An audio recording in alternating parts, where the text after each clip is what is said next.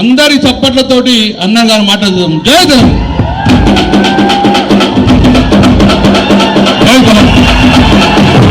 తెలంగాణ,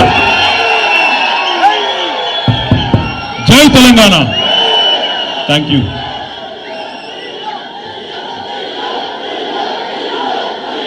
జై తెలంగాణ. కేసీఆర్ గారి నాయకత్వం, కేసీఆర్ గారి నాయకత్వం. గౌరవనీయులు పెద్దలు, కరీంనగర్ జిల్లా ముమ్మడి జిల్లా ముఖ్య కార్యకర్తల సమావేశానికి, ముఖ్య నాయకుల సమావేశానికి ఈరోజు అధ్యక్షత వహిస్తున్న పెద్దలు, మాజీ మంత్రివర్యులు, కరీంనగర్ శాసనసభ్యులు, తెలంగాణ భీముడు మా అన్న గంగుల కమలాకరణ గారు, జిల్లా పార్టీ అధ్యక్షులు గౌరవనీయులు సోదరుడు 2001 నుంచి కేసీఆర్ గారి బాటలో నడుస్తున్న యువ నాయకుడు జీవి రామకృష్ణారావు గారు, గౌరవనీయులు పెద్దలు మాజీ మంత్రివర్యులు అన్నగారు శ్రీ కొప్పుల ఈశ్వరన్న గారు, గౌరవనీయులు పెద్దలు మాజీ పార్లమెంట్ సభ్యులు అన్న బోయిన్పల్లి వినోద్ కుమార్ గారు, గౌరవ శాసనసభ్యులు హుజూరాబాద్ సోదరుడు పాడి కౌశిక్ రెడ్డి గారు, గౌరవనీయులు కోరుట్ల ఎమ్మెల్యే సోదరులు డాక్టర్ సంజయ్ గారు, గౌరవ శాసన మండలి సభ్యులు మాజీ మంత్రివర్యులు అన్నగారు ఎల్ రమణ గారు, గౌరవనీయులైన మాజీ శాసనసభ్యులు సోదరులు నిన్ననే మరి ఇప్పటిదాకా తన మాటతో పాటతో మిమ్మల్ని ఉరుతలూగించిన మానకొండూరు మాజీ శాసనసభ్యులు రసమై బాలకృష్ణ గారు, చొప్పదండి మాజీ శాసనసభ్యులు గౌరవనీయులు శ్రీ రవిశంకర్ అన్న గారు, నిన్ననే పాదయాత్రతో గోదావరి ఎండిపోతున్నది, మరి ఈ ప్రభుత్వం దున్నపోతు నిద్రపోతున్నదని చెప్పి ఈ ప్రభుత్వాన్ని మేల్కొల్పడానికి ఎర్రటి ఎండల్లో కూడా మరి 100 కిలోమీటర్లు పాదయాత్ర చేసి రాష్ట్ర ప్రభుత్వ దృష్టిని ఆకర్షించే విధంగా పెద్దలు కేసీఆర్ గారికి విన్నవించుకుందామని చెప్పి 100 మందితో పాదయాత్ర చేసిన గౌరవ పెద్దపల్లి జిల్లా బీఆర్ఎస్ పార్టీ అధ్యక్షులు మాజీ శాసనసభ్యులు శ్రీ కోరుకంటి చందర్ గారు, గౌరవనీయులు మంత్రిని మాజీ ఎమ్మెల్యే సోదరులు పుట్టా మధుకర్ గారు, గౌరవనీయులైన మా సోదరుడు మాజీ ఎమ్మెల్యే మాజీ ఎంపీ తమ్ముడు బాల్కా సుమన్ గారు, మాజీ మంత్రివర్యులు పెద్దలు మాజీ మంత్రివర్యులు రాజేశం గౌడ్ గారు, గౌరవనీయులైన వేములవాడ నియోజకవర్గ ఇన్ఛార్జ్ పెద్దలు గౌరవనీయులు చెలిమెడ లక్ష్మీ నరసింహారావు గారు, మాజీ శాసన మండలి సభ్యులు నారదాసు లక్ష్మణరావు గారు, గౌరవనీయులైన మన జిల్లా పార్టీ అధ్యక్షులు సిరిసిల్ల జిల్లా పార్టీ అధ్యక్షులు సోదరులు తోట ఆగయ్య గారు, అదేవిధంగా జగిత్యాల జిల్లా పార్టీ అధ్యక్షులు మాజీ శాసనసభ్యులు పెద్దలు గౌరవనీయులైన శ్రీ విద్యాసాగర్ రావు గారు, గౌరవనీయులు రాష్ట్ర కమిటీ సభ్యులు రాష్ట్ర కార్యదర్శి పెద్దలు కర్రా శ్రీహరి గారు, పెద్దలు మల్కాజ్గిరి నియోజకవర్గ పార్లమెంట్ నియోజకవర్గ ఇన్ఛార్జ్ రాగిడి లక్ష్మారెడ్డి గారు, అదేవిధంగా పెద్దలు రవీందర్రావు గారు, మాన్యులు పెద్దపల్లి మాజీ శాసనసభ్యులు చూడ వెనకాల కూర్చున్నారు పెద్దలు గౌరవనీయులైన శ్రీ మనోహర్ రెడ్డి గారు, గౌరవనీయులు శ్రీ రవీందర్రావు గారు, గౌరవనీయులు మరి మన విద్యార్థి విభాగం అధ్యక్షుడు టూరిజం కార్పొరేషన్ మాజీ అధ్యక్షుడు తమ్ముడు గెల్లు శ్రీనివాస్ యాదవ్ గారు, జగిత్యాల జిల్లా పరిషత్ మాజీ చైర్మన్ సోదరి శ్రీమతి దావా వసంత సురేష్ గారు, గౌరవనీయులు తమ్ముడు రాకేష్ గారు, కరీంనగర్ ఉమ్మడి జిల్లా పరిషత్ మాజీ అధ్యక్షురాలు సోదరి తుల ఉమా గారు, అదేవిధంగా గౌరవనీయులు భూపాలపల్లి జిల్లా పరిషత్ మాజీ అధ్యక్షురాలు సోదరి వర్షిణి గారు, రాజన్న సిరిసిల్ల జిల్లా పరిషత్ మాజీ అధ్యక్షురాలు సోదరి మన అరుణ రాఘవరెడ్డి గారు, కరీంనగర్ జిల్లా పరిషత్ మాజీ అధ్యక్షురాలు సోదరి విజయ్ గారు, కార్పొరేషన్ల అధ్యక్షులు మాజీ అధ్యక్షులు కోలేటి దామోదర్ గారు, ఇంకా వేదిక పైన ఉన్న మా సెస్ చైర్మన్ రామారావు గారు, ఇంకా కార్పొరేషన్ల మాజీ అధ్యక్షులు కూడా కొంతమంది ఉన్నారు. వారితో పాటు మరి ఈరోజు ఈ కార్యక్రమాన్ని కరీంనగర్ పట్టణంలో ఆర్గనైజ్ చేయడంలో కీలక పాత్ర పోషించిన పట్టణ పార్టీ అధ్యక్షుడు సోదరుడు హరిశంకర్ గారికి, ఇంకా అదేవిధంగా తమ్ముడు రవీందర్ రెడ్డి గారు, పొన్నం అనిల్ గౌడ్ గారు, ఇంకా వేదిక మీద ఉన్న పేరు పేరున గౌరవనీయులైన జిల్లా పరిషత్ సభ్యులు ఉన్నారు, జెడ్పీటీసీలు ఉన్నారు, మాజీ ఎంపీపీలు ఉన్నారు, మాజీ మున్సిపల్ చైర్మన్లు ఉన్నారు, కార్పొరేటర్లు ఉన్నారు, సీనియర్ నాయకులు ఉన్నారు, పేరు పేరున ఉద్యమకారులు అందరూ కూడా ఉన్నారు. పేరు పేరున మీ అందరికీ వేదిక ముందున్న మా ఎస్సీ కార్పొరేషన్ మాజీ అధ్యక్షులు మా అన్న బండా శ్రీనివాస్ గారికి, అదేవిధంగా వేదిక ముందున్న పులిబిడ్డలైన కరీంనగర్ అన్నదమ్ములకు, రాణి రుద్రమ్మకు, చిట్యాల ఐలమ్మకు వారసురాలైన మా ఆడబిడ్డలకు, పేరు పేరున పత్రికా మిత్రులకు. నేను కొంతమందికి ఇంటర్వ్యూలు ఇచ్చినా కొంతమందికి ఇంటర్వ్యూలు ఇయ్యలే. భాస్కర్ అన్న తిట్టుకుంటున్నాడు. భాస్కర్ అన్నతో పాటు మిగతా మిత్రులందరికీ, మీడియా మిత్రులందరికీ పేరు పేరున హుస్నాబాద్ మా సతీష్ అన్న ఒక చెప్తా లెక్క తీసుకున్నాం. ఎవరెవరు ఎంతమంది వచ్చారో లెక్క తీసుకున్నాం. హుస్నాబాద్ మాజీ శాసనసభ్యులు నాతో పాటు కరీంనగర్ పొలిమేర దాకా వచ్చినారు. కానీ వారి దగ్గరి బంధువు చనిపోవడం వల్ల సతీష్ బాబు గారు హైదరాబాద్ పోవలసి వచ్చింది. నేనే పొమ్మన్నా. కాబట్టి సతీష్ బాబు గారికి, అదేవిధంగా మరి ఈరోజు ఈ కార్యక్రమానికి వచ్చేసిన మీ అందరికీ నేను ఒక్కసారి అటెండెన్స్ తీసుకుందాం. అంటే ఇది నికార్స్గా చేయండి, మళ్ళీ ఆగమాగం చేయకూరి. ఒక్కసారి కరీంనగర్ వాళ్ళు శైలి అవ్వరు. కరీంనగర్ అసెంబ్లీ నియోజకవర్గం, కరీంనగర్ అసెంబ్లీ ఎక్కువగా నడతలేరు. హాల్ ఎంతమంది ఉన్నారో బయట రెండింతల మంది ఉన్నారో చెప్తున్నాడు గంగుల కమలాకర్ అన్న. రైట్, కరీంనగర్ వాళ్ళు చేయించురి. ఒక్కసారి మానకొండూరు రైట్, హుస్నాబాద్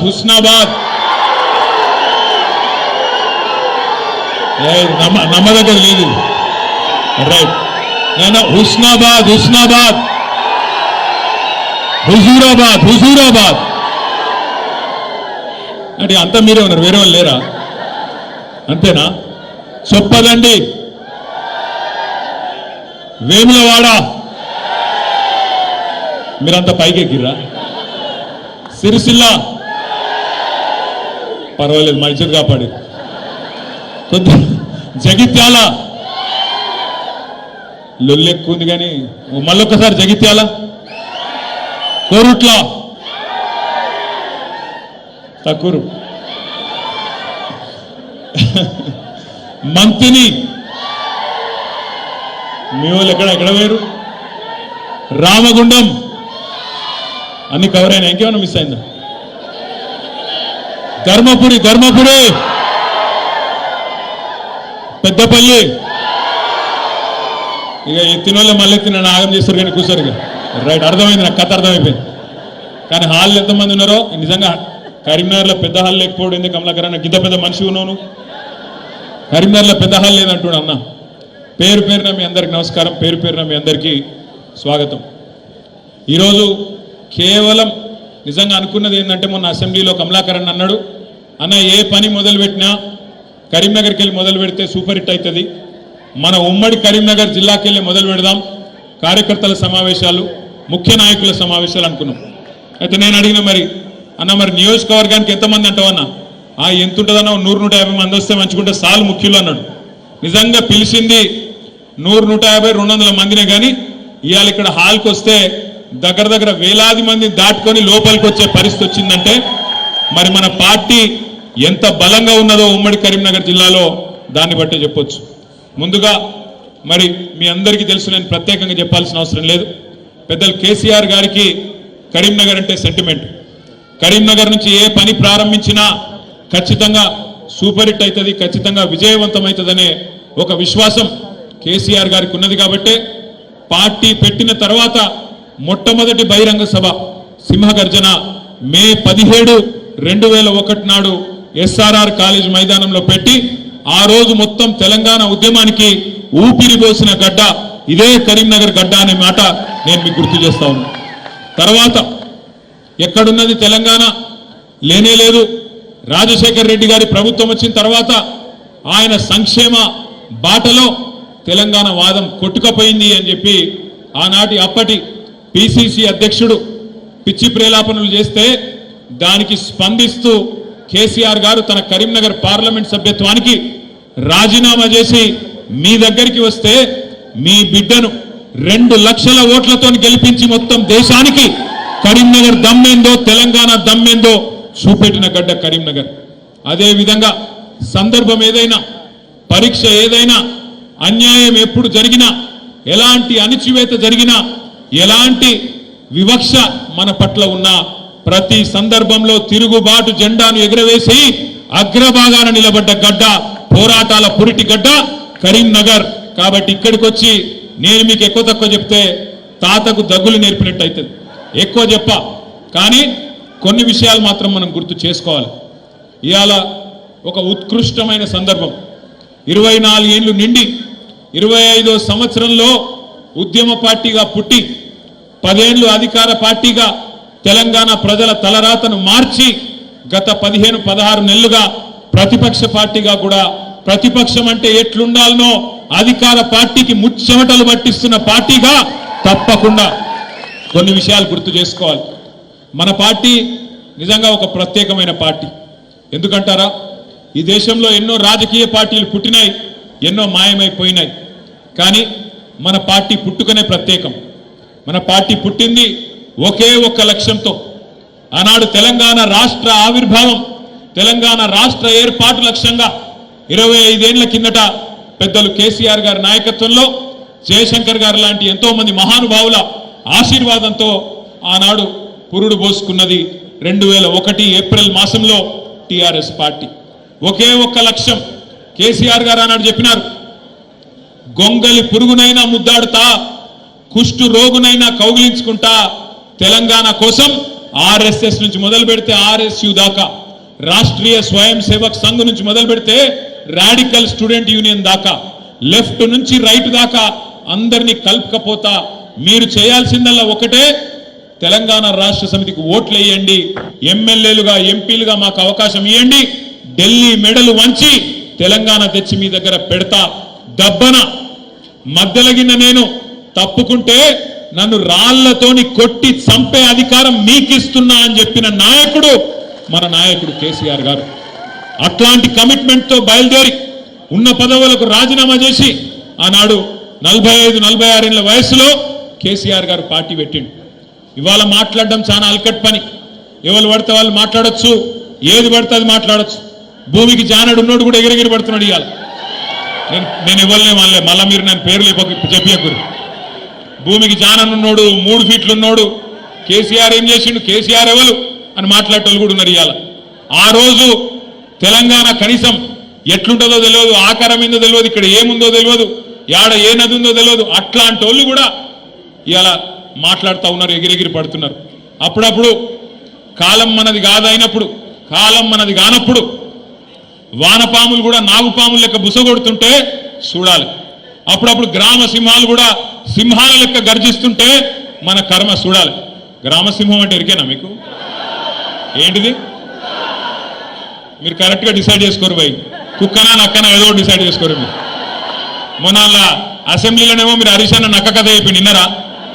ఇన్లే. నేను చెప్తా ఇక మళ్ళొక్కసారి ఆ కథ విన్నారా? నేను ఒక్కసారి చెప్తాను, విననోళ్ళ కోసం చెప్తాను. వెనకటికి ఒక నక్కుండేనట, ముసలి నక్క. ముక్కుకుంటా మూలుక్కుంటా అటు ఇటు తిరుగుతుండట. యాడేమన్నా తిండి దొరుకుతుందా, యాడేమన్నా కొద్దిగా పీక్క తిందామా అని చెప్పి అక్కడిక్కడ ఇక్కడక్కడ చక్కర్లు కొట్టుకుంటూ తిరుగుతుండేనట. అయితే ఒక రోజు ఏమైంది, ఆ నక్క అటు మా సిరిసిల్ల పొంటికెళ్ళి నడుచుకుంటూ పోతుందట.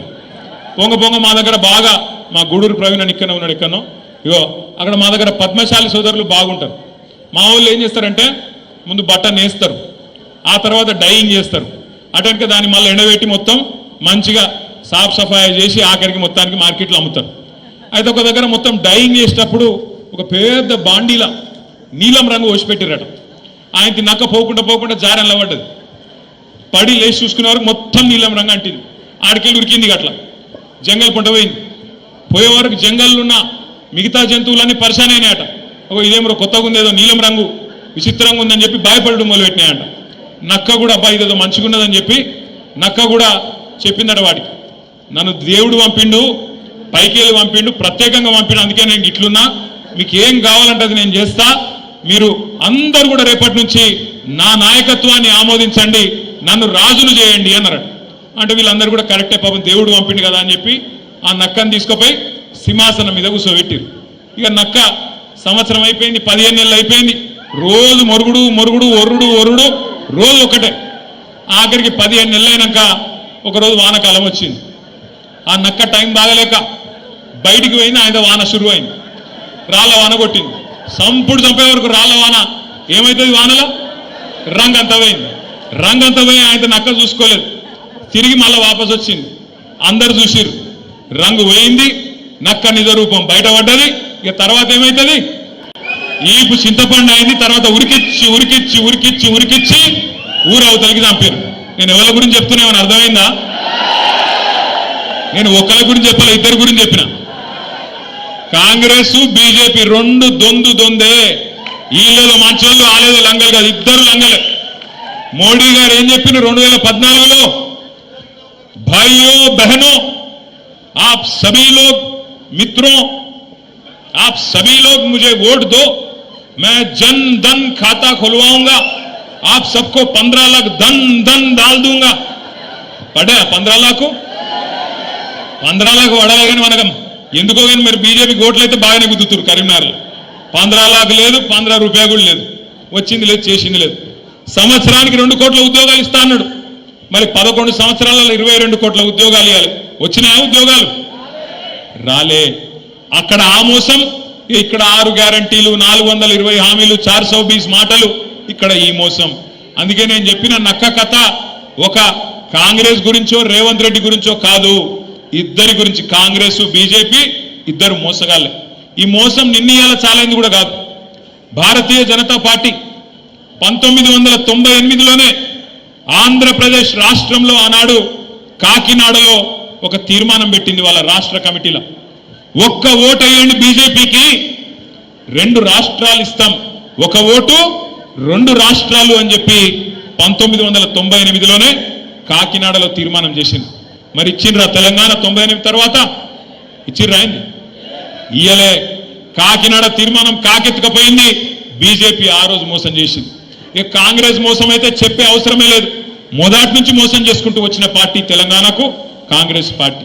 మనందరం గుర్తుపెట్టుకోవాల్సింది ఒకటి, ఇవాళ మనం ఉన్న ఒక ప్రత్యేకమైన పరిస్థితుల్లో 24 ఏళ్ల నుండి 25వ సంవత్సరంలో అడుగు పెడుతున్న ఈ సందర్భంలో రాష్ట్రంలో ఏ మూలకి పోయినా, ఏ ఊరికి పోయినా, ఏ గల్లికి పోయినా, ఏ మనిషిని ఇట్లా కదిపినా ఒక్కటే మాట వినబడుతున్నది. పోయి ఒక రైతును అడగండి, ఏ ఊళ్ళోనైనా సరే, అది మా గంభీరావుపేట మండలం నర్మాల కావచ్చు, లేదా ఇక్కడ ఎల్కతుర్తి దాకా కావచ్చు, లేదా అక్కడ పోతే మంతినిలో కాటారం దాకా కావచ్చు, ఇంకొకడ కావచ్చు. ఎక్కడ పోయి ఏ రైతును ఒక్కసారి ఇట్లా ఒక్క మాట మాట్లాడించినా గుడ్లకి వెళ్ళి నీళ్ళు వస్తున్నాయి. బాధ మామూలు బాధ వ్యక్తం చేస్తలేరు. ఏం చెప్తున్నారు? కేసీఆర్ ఉన్నప్పుడే బాగుండే అన్నా, కేసీఆర్ ఉన్నప్పుడే మంచిగుండే, అన్యాయం అయిపోయింది, బతుకు ఆగమైపోయిందని చెప్పి మాట్లాడుతున్నారు. నేను చెప్పేది కరెక్టేనా కాదా? ఒక్క రైతు కాదు, ఎక్కడికక్కడ రాష్ట్ర వ్యాప్తంగా పంటలు ఎండిపోతుంటే, రైతు బంధు పడక బాధ అవుతుంటే, రుణమాఫీ కాక బ్యాంకుల చుట్టూ చెప్పులు అరిగేటట్టు తిరుగుతుంటే రైతులకు ఇవాళ ఎవరు గుర్తొస్తున్నారు? ఎవరు గుర్తొస్తున్నారు? కేసీఆర్ గుర్తొస్తున్నాడు. కేసీఆర్ గారు కూడా చెప్పిండు, కాంగ్రెస్ కు ఓటేస్తే రైతు బంధుకు రామ్ అవుతుందని చెప్పిండా లేదా? మరి అయిందా లేదా? 10,000 ఇస్తుండు కేసీఆర్ బిచ్చమేసినట్టు. మేము 15,000 ఇస్తాం, మేము ఇందిరమ్మ రాజ్యం తెస్తాం. మనోళ్ళు మర్చిపోయింది ఇందిరమ్మ రాజ్యం అంటే ఏందో. ఇందిరమ్మ రాజ్యం అంటే ఏంటిది? ఎమర్జెన్సీ రాజ్యం, పోలీసుల రాజ్యం, అణిచివేత రాజ్యం. సోషల్ మీడియాలో ఒక పోస్ట్ పెడితే పోలీసుడు ఫోన్ చేస్తాడు, వాడిని దొంగలు వాడు ఇడిచిపెట్టిండు పోలీసుడు. బీఆర్ఎస్ వాళ్ళు ఎంబడి వాడుడే నేర్చుకున్నాడు. పోస్ట్ పెట్టగానే ఫోన్. నేను ఒక్కటే మాటిస్తున్నా మీకు, నేను కేసీఆర్ గారు అంత మంచోని కాదు. మళ్ళా మన టైం వస్తుంది, మళ్ళా బరాబర్ మన టైం వస్తుంది. వచ్చినాక పేర్లు రాసి పెట్టుండ్రి, ఒక్కొక్కరిని ఏమేం చేయాలో అని చేద్దాం. వదిలిపెట్టే సమస్య లేదు. దబ్బన కొంతమంది అనుకుంటారు మేము రిటైర్ అవుతాం, ఇంటికి పోతాం, మమ్మల్ని ఏం బిక్తారు అనుకుంటున్నాము. రిటైర్ అయి వేరే దేశానికి పోయినా రప్పించి తప్పకుండా అన్ని లెక్కలు సెటిల్ చేస్తాం, హిసాబ్ కితాబ్ మొత్తం చూస్తాం. గట్ల ఊకునే బాపత్ కాదు. ఇదివరకున్న కథ వేరు, ఇప్పుడున్న కథ వేరు. కానీ ఒకటి మాత్రం వాస్తవం, ఇలా ప్రజలకు ఏ కష్టం వచ్చినా, ఎక్కడ ఏ ఇబ్బంది వచ్చినా గుర్తొస్తున్నది మన నాయకుడు కేసీఆర్. మొన్న నేను చూసిన హైడ్రా పేరు మీద ఒక ఆడబిడ్డ పాపం చెప్పుల దుకాణం నడుపుతున్నది హైదరాబాద్లో నాచారంలో. ఆమె దుకాణాన్ని హైడ్రా వాడు వచ్చి ఆ బుల్డోజర్ అదేదో హిటాచి పెట్టి కొట్టేస్తున్నాడు. అది పెట్టి కొట్టేస్తుంటే ఆమె మొత్తుకుంటున్నది ఆడ నిలబడి, అన్నా కేసీఆర్ అన్నా ఎక్కడున్నావు రా అని ఆయన చూసిరా లేదా మీరు? అగో ఇలా రాష్ట్రంలో ఎవలకు ఏ కష్టం వచ్చినా ఆటో డ్రైవర్లు తమ ఆటోలు వెనుక రాసుకుంటున్నారు, అన్నా తప్పైపోయింది, అన్యాయం అయిపోయినాం, ఆగమైపోయినాం, కేసీఆర్ గారు ఎక్కడ ఉన్నావు అని ఆటో డ్రైవర్లు యాద్ చేసుకుంటాను, ఉద్యోగులు యాద్ చేసుకుంటాను. 73% జీతం పెంచిండు కేసీఆర్, మమ్మల్ని కడుపులో పెట్టుకొని చూసుకున్నాడు కేసీఆర్, మాకు స్పెషల్ ఇంక్రిమెంట్ ఇచ్చిండు కేసీఆర్. కానీ ఇవాళ ఈ ప్రభుత్వాన్ని నమ్మితే 5 డిఏలు బాకీ ఉన్నాయి, కేసీఆర్ ఇచ్చిన పిఆర్సీ నడుస్తున్నది, 1వ తారీఖు జీతం ఇచ్చుడే ఎక్కువ, మీకు మీరికెళ్ళి ఏమి ఇవ్వాలని చెప్పి ముఖ్యమంత్రి మాట్లాడే పరిస్థితి. ఇలా మా తమ్ముళ్ళు నిరుద్యోగులు, మా చెల్లెళ్ళు వాళ్ళు యాద్ చేసుకుంటున్నారు. అశోక్ నగర్ నుంచి మాకు మెసేజ్లు పంపిస్తున్నారు, అన్నా తప్పైపోయింది, ఇదివరకు వీళ్ళ మాటలు నమ్మి ఆగమైనం, అశోక్ నగర్కు రాహుల్ గాంధీ వచ్చి సంవత్సరంలో 2 లక్షల ఉద్యోగాలు ఇస్తా అంటే నమ్మినాం, కానీ మోసం జరిగిందన్నా 16 నెలల 6,000 ఉద్యోగాలు కూడా ఇవ్వలే కాంగ్రెస్ వాళ్ళని చెప్పి వాళ్ళు బాధపడతా ఉన్నారు.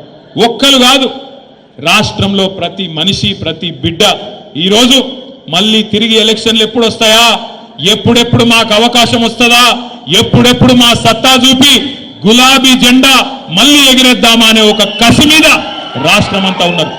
కమలాకర్ అన్న తప్పు చెప్పిండు. కమలాకర్ అన్న ఇంకా 3.5 ఏళ్ళు ఎట్లా భరించాలి అన్నాడు.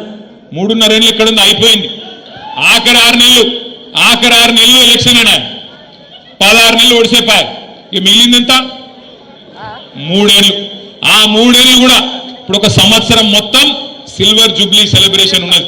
ఈ సిల్వర్ జూబ్లీ మొత్తం 25వ సంవత్సరం ఏదైతే మనం జరుపుకోబోతా ఉన్నామో మన రజతోత్సవం, ఆ రజతోత్సవంలో బ్రహ్మాండంగా సంవత్సరం పాటు కార్యక్రమాలు ఉంటాయి.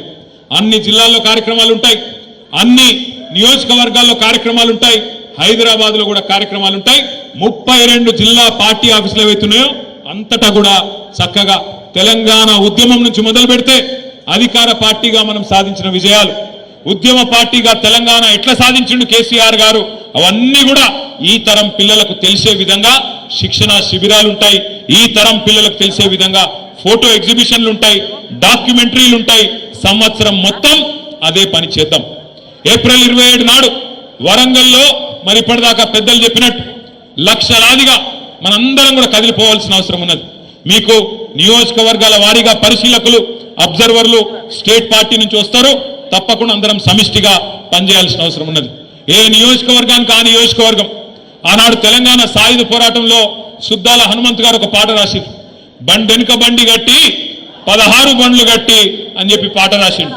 అట్లే ఏ బండి దొరికితే గా బండి వేసుకొని ఎక్కడోళ్ళు అక్కడ మనం ప్రతి గ్రామం నుంచి టీఆర్ఎస్ కార్యకర్త అనే ప్రతి సోదరుడు ప్రతి సోదరి ఖచ్చితంగా ఏప్రిల్ 27 నాడు ఎట్లా దొరికితే గట్లా ఎండు ఉంది కదా సరటి కూడా బయలుదేరదాం నడవదు, ఎక్కడికక్కడ జామ్ అవుతుంది.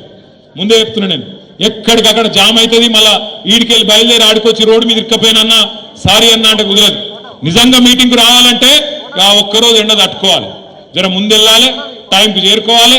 ఖచ్చితంగా కార్యక్రమం దేశం మొత్తం నివ్వెరపోయే విధంగా లక్షలాది మందితోని మన పార్టీ పని అయిపోయిందని మాట్లాడే సన్నాసుల నోర్లు మూతబడే విధంగా అద్భుతంగా కార్యక్రమాన్ని విజయవంతం చేసుకుందాం.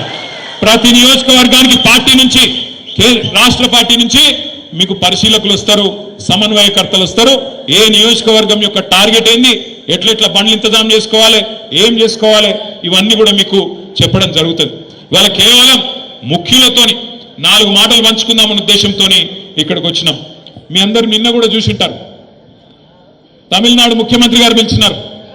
మరి దక్షిణ భారతదేశానికి అన్యాయం జరగబోతున్నది, ఈ కేంద్రంలో ఉన్న బీజేపీ ప్రభుత్వం యొక్క దుర్మార్గమైన సవతి తల్లి వైఖరితోని మన దక్షిణాది నష్టపోతున్నది.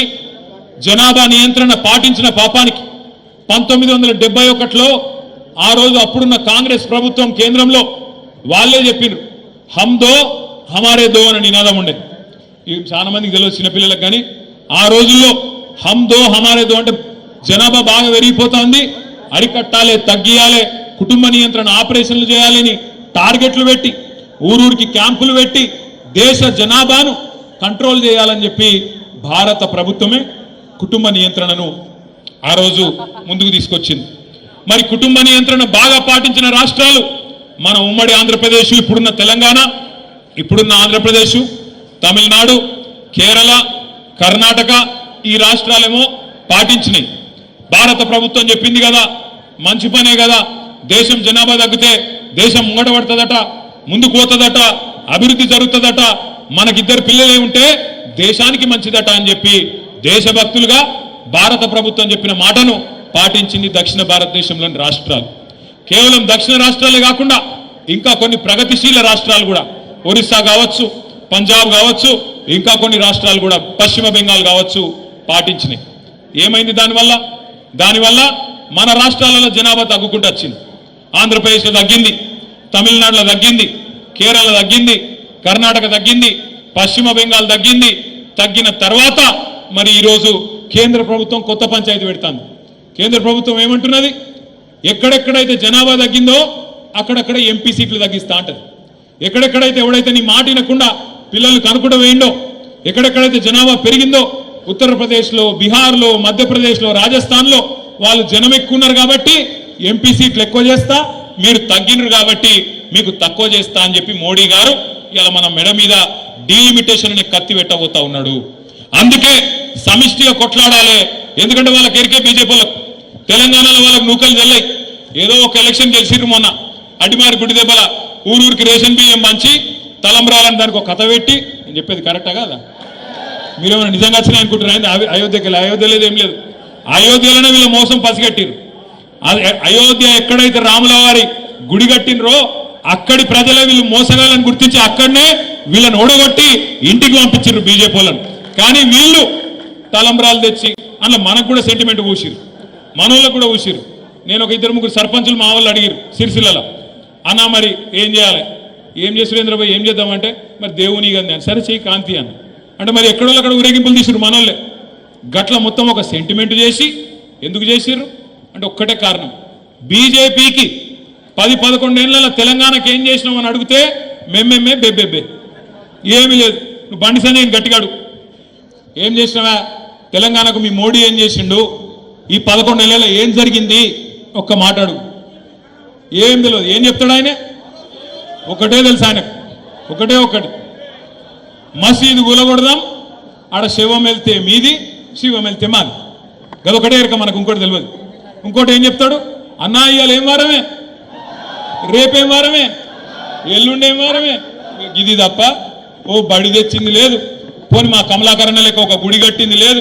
తిరుమల తిరుపతి దేవస్థానం అద్భుతంగా వెంకటేశ్వర స్వామి గుడి కూడా కరీంనగర్లో మళ్ళా కమలాకరణ ఉనుకుంటేనే అయింది తప్ప ఏ బీజేపీ ఏం చేయలేదు.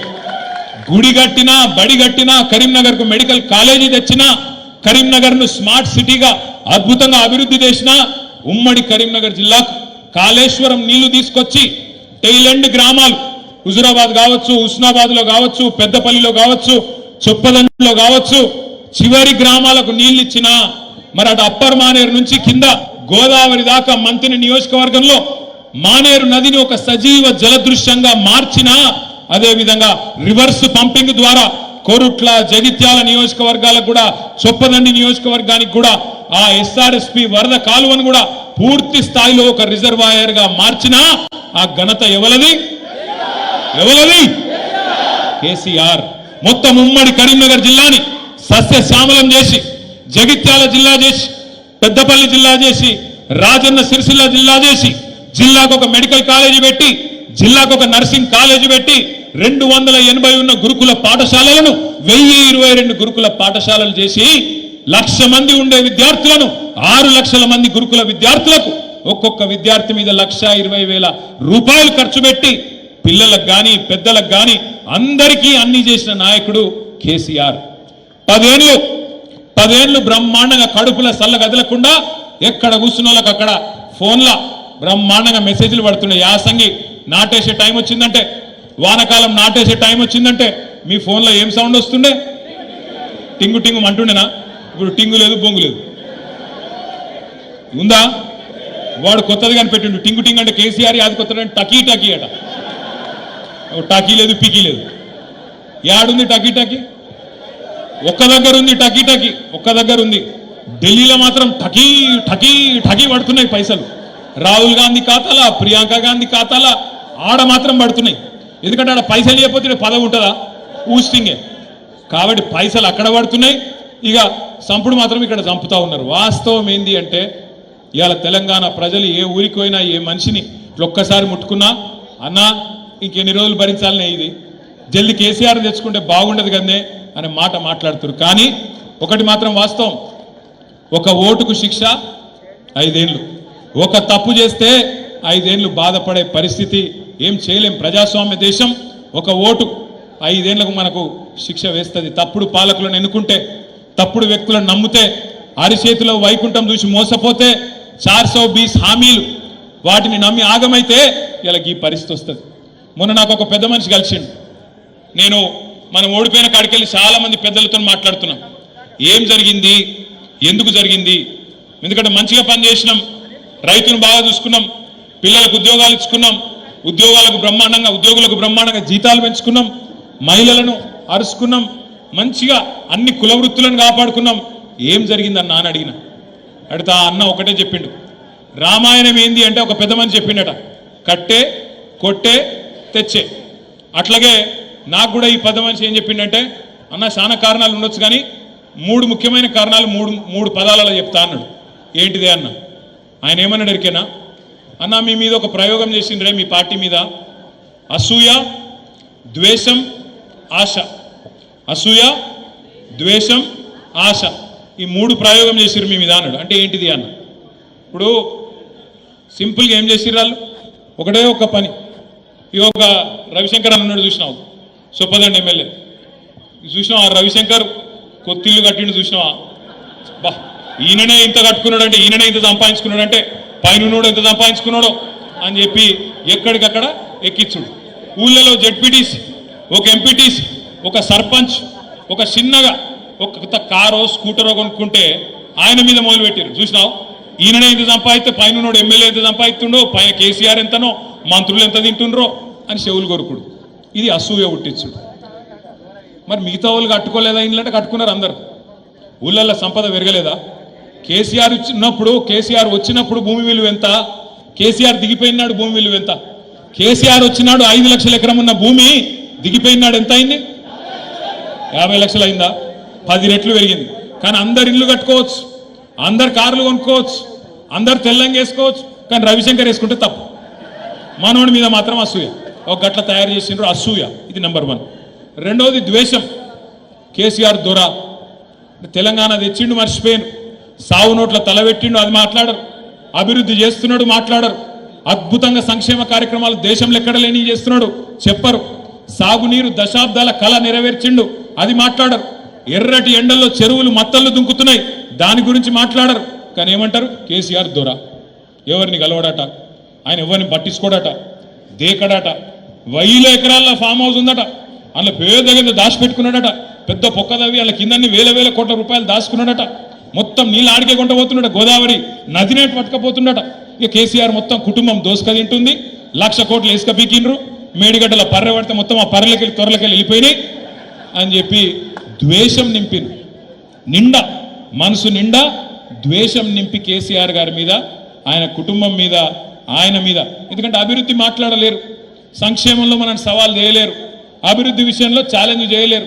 మరి మీరేం బిక్కినరా 50 ఏళ్ళు అంటే ఎవరి దగ్గర సమాధానం లేదు. కాబట్టి అట్లా ద్వేషం నింపింది. అసూయనేమో స్థానిక నాయకత్వం మీద పెంచింది. ద్వేషం కేసీఆర్ గారి మీద, కుటుంబం మీద నింపేటట్టు దొర దొర దొర దొర అని. దొర ఓడి దొంగ ఓడి. ఇప్పుడు ఇవాళ దొర వేయండి, దొంగ వచ్చి కూర్చున్నాడు. ఇవాళ నేనేమంటున్నా అంటే ఆఖరికి ఏం చేసిండ్రు? ఆశ పెట్టింది. కేసీఆర్ గారు మీకు 1,00,000 రూపాయలు ఇస్తుంది కదా పెళ్లికి, మీ బిడ్డ పెళ్లికి, నేను తులం బంగారం ఇస్తా. కేసీఆర్ ఇచ్చే 1,00,000 రూపాయలు చాలా లేటుగా వస్తున్నాయి, నువ్వు లగ్న పత్రిక పెట్టుకో, తెల్లారే తులం బంగారము 1,00,000 రూపాయలు నీకు పంపిస్తా. కేసీఆర్ 2 పంటలకు ఇస్తుండు కదా, నేను 3 పంటలకు ఇస్తా రైతు బంధు. కేసీఆర్ 10,000 ఇస్తుండు కదా, నేను 15,000 ఇస్తా.